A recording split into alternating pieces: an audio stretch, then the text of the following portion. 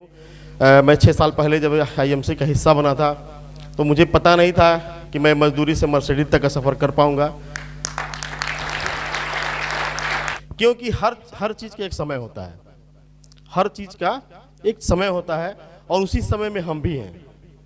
एक समय था जब लोगों को नौकरियां दी जाती थी। एक समय था जब लोगों को एक समय था जब लोग नौकरी के लिए जाते ही नहीं थे, मतलब लोग नौकरी के बारे में सोचते ही नहीं थे। एक समय आया जब नौकरियां दी जाती थी और जबरदस्ती दी जाती थी। आज समय ये है कि मांगने पे, खोजने पे भगवान भी मिल जाएंगे, नौकरी मिलने वाली नहीं। तो मेरे दोस्त, हर चीज का एक टाइम होता है।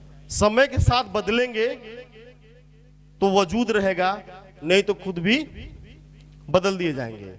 समय के साथ बदलेंगे तो अपना वजूद रहेगा, नहीं तो खुद भी हम क्या करेंगे, बदल दिए जाएंगे। मेरे दोस्त, अपने आप से बदलना बहुत अच्छी बात है। जब लोग बदल देंगे उस दिन बहुत कष्ट होगा। अपने आप बदल जाएंगे तो बहुत अच्छी बात है, लेकिन जब लोग बदल देंगे तो बहुत कष्ट होगा। समय के साथ हमको चलना पड़ेगा। आज हम बात कर रहे हैं मल्टी लेवल, जब मतलब हर चीज का एक समय होता है। हम ऐसे नहीं बोल रहे हैं कि मतलब कि हमने बस कह दिया। आप मान लीजिए अर्थशास्त्री लोग हैं, अर्थशास्त्रियों ने मतलब हर समय के बारे में बताया। एक समय था जब बैंकिंग सेक्टर की शुरुआत हुई थी। बैंकिंग सेक्टर की जब शुरुआत हुई तो लोग बोलते थे कि आप इसमें अकाउंट खोल दीजिए, आपके पैसे इसमें पड़े रहेंगे। लोग ये सोचते थे, उस जमाने में ये सोचते थे कहीं बैंक हमारा पैसा लेके भाग गया। लेकिन धीरे धीरे समय का बदलाव हुआ। आज पूरे विश्व में बैंकिंग सेक्टर बहुत बड़ा है या नहीं है। इसी तरह से जब इंश्योरेंस सेक्टर की शुरुआत हुई थी तो बीमे के कारोबार में लोग नहीं आना चाहते थे, लोग अपना बीमा नहीं कराना चाहते थे। उस समय में अर्थशास्त्रियों ने बोला कि बीमे का सेक्टर बहुत बड़ा जाएगा, और उस समय से जो लगा रहा बीमे के व्यवसाय में घुसा, उनका बहुत बड़ा बिजनेस आया। इसी तरह से फिल्म इंडस्ट्री हो गई, रियल इस्टेट का सेक्टर हो गया, प्लास्टिक का सेक्टर हो गया, एल्युमिनियम का हो गया, स्टील का हो गया, मतलब आईटी सेक्टर हो गया। जैसे जैसे मतलब अर्थशास्त्री लोगों ने बताया वैसे वैसे ग्रो किया। मेरे दोस्त, उसी तरह से आज मतलब अर्थशास्त्री जो लोग हैं वो लोग बता रहे हैं, हम आप को सभी लोग ये बता रहे हैं कि जो मल्टी लेवल मार्केटिंग है, मल्टी लेवल मार्केटिंग 2030 तक मतलब मिलियन ट्रिलियन डॉलर में बिजनेस व्यवसाय करेगी इंडिया के ऊपर। अभी है ही क्या भारत में? भारत का व्यवसाय है ही क्या मल्टी लेवल मार्केटिंग का? कुछ है क्या? कितना है? 1%। 1% बहुत होता है मेरे भाई, बहुत। भारत की जनसंख्या 134-35 करोड़ की है। कितनी की? कुछ नहीं है हमारा बिजनेस, कुछ है ही नहीं। अभी तो व्यवसाय की हम लोग शुरुआत ही नहीं किए हैं, लेकिन आने वाला समय मल्टी लेवल मार्केटिंग में वो हर व्यक्ति हीरो बनेगा जो अभी से जुड़ा हुआ है। तो ये हम लोगों ने शुरुआत किया था 6 साल पहले मेरी शुरुआत हुई थी, तो मैं ऐसे बिजनेस में आया था। सबसे बड़ी बात है कि मैं लगा रहा, तो उसमें बहुत बड़ा सहयोग, बहुत बड़ा योगदान जाता है हमारे गुरु वेद प्रकाश ओझा जी को। उतना ही उससे मतलब कहीं ज्यादा सहयोग जाता है वो हमारी प्यारी टीमों के ऊपर, कि जिन लोगों ने मेरे ऊपर भी बिलीव किया, जिन लोगों को मैंने बताया कि नहीं, इस बिजनेस में कुछ हम लोग कर सकते हैं, बड़ा कर सकते हैं। सबसे ज्यादा धन्यवाद उन लोगों को जिन लोगों ने मेरे ऊपर बिलीव किया। हम धन्यवाद तो दे रहे हैं अपने अपलाइन को कि उन्होंने हमारे ऊपर बिलीव किया, लेकिन हम उससे भी ज़्यादा धन्यवाद देते हैं अपने उस प्यारी टीम को जिन लोगों ने मेरे ऊपर विश्वास किया कि नहीं, जेपी सर बोल रहे हैं तो कुछ अच्छा ही होगा। तो मैं बहुत बहुत धन्यवाद देता हूँ अपनी सभी प्यारी टीम को। उससे भी ज़्यादा धन्यवाद देता हूँ पूरे इंडिया के सभी IMCN को, पूरे भारत से सभी IMCN को, जिन्होंने कंपनी के ऊपर, मैनेजमेंट के ऊपर और हमारे प्रोडक्ट के ऊपर विश्वास किया। अगर आप नहीं होते शायद हम भी नहीं होते। तो हम सभी को तहे दिल से धन्यवाद देते हैं।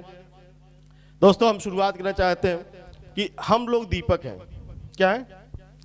हम सब दीपक हैं और हमारी लड़ाई तो अंधेरों से है।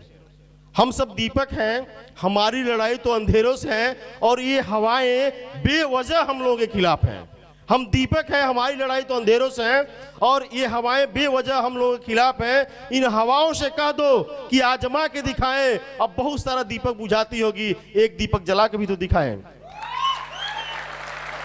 दोस्तों, लोग हम लोगों को बेरोजगार कर सकते हैं, लेकिन रोजगार लेकिन हम सब लोगों को रोजगार देते हैं, हम लोगों को अवसर देते हैं।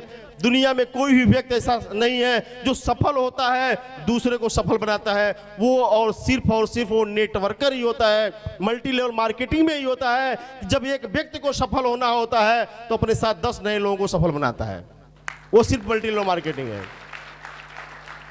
मेरे दोस्त, मल्टी लेवल मार्केटिंग के कुछ सिद्धांत है, सिद्धांतों पर चलना पड़ेगा, हमको बिलीव करना पड़ेगा, विश्वास करना पड़ेगा, उन अपलाइन की बातों को मानना पड़ेगा, उन लोगों की बातों को मानना पड़ेगा जो हमारे बारे में सोचते हैं। हम सबसे बड़ी समस्याओं में क्या है, हम काम तो करते हैं लेकिन उनके बारे में सोचते हैं जो हमारे बारे में कभी सोचता ही नहीं है।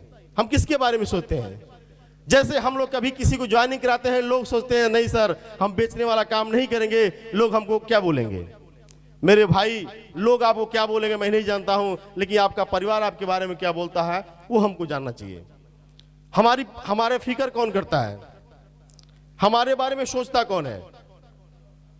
हमारा परिवार, हमारे खास लोग। क्या दूसरा कोई सोचता है? हमारे अच्छे में भी हमारे परिवार के लोग ही होते हैं और हमारे बुरे में भी सामने वाला हमारे बारे में कभी सोचता? मेरे दोस्त, फिक्र उसको करनी, हमको उनकी करनी चाहिए जो हमारी फिक्र करता है। हमको फिक्र उसकी नहीं करनी चाहिए जो हमारी फिक्र नहीं करता है। हम फिक्र उसकी करते हैं जो हमारी फिक्र नहीं करता है। हम उसकी फिक्र नहीं करते हैं जो हमारी फिक्र कर रहा है।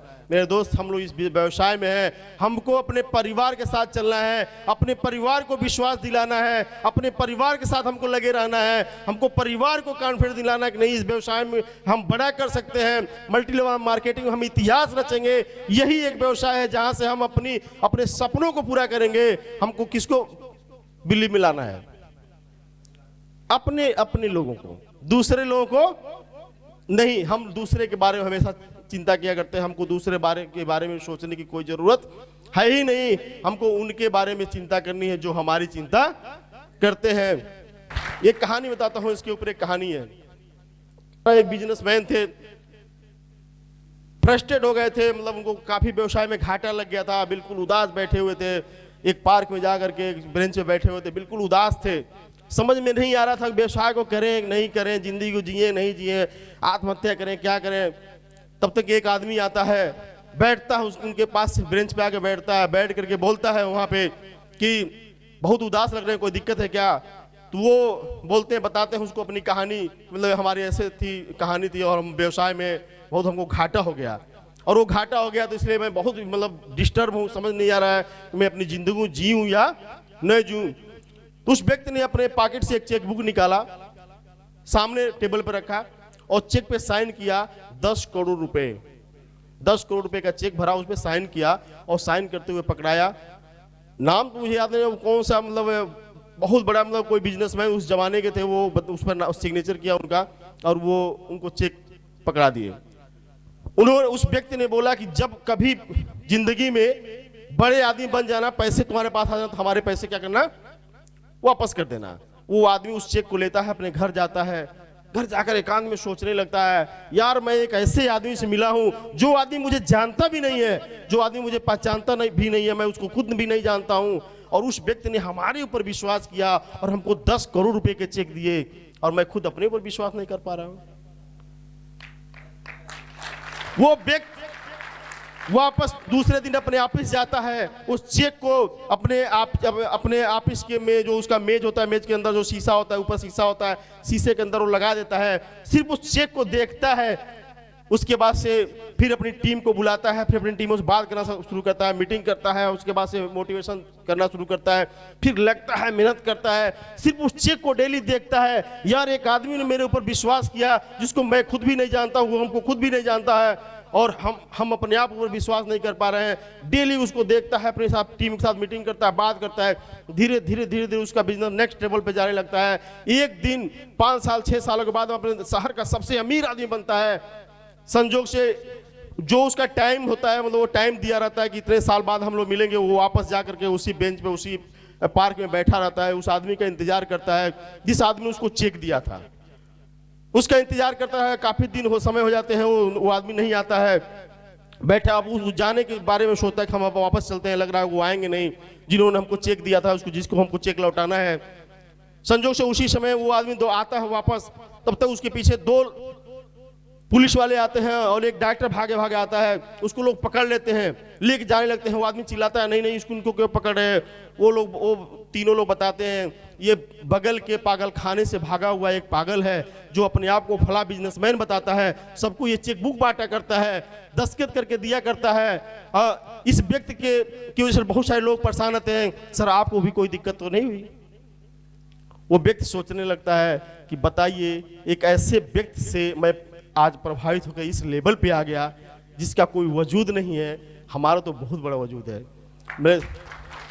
मेरे दोस्त, सिर्फ हमारे बताने के मतलब था जिस व्यक्ति को मैं कभी देखा नहीं था, जिस व्यक्ति से कभी मिला नहीं था, जिस व्यक्ति से मैंने 10 मिनट सिर्फ बात की, उस व्यक्ति ने हमारे ऊपर इतना बड़ा गर्व किया कि जेपी जी सिर्फ मेरी बात मान लो 1 साल के लिए, मैं गारंटी करता हूं 1 लाख रुपए महीने मिलेंगे, नहीं मिलेगा तो हमसे ले लेना।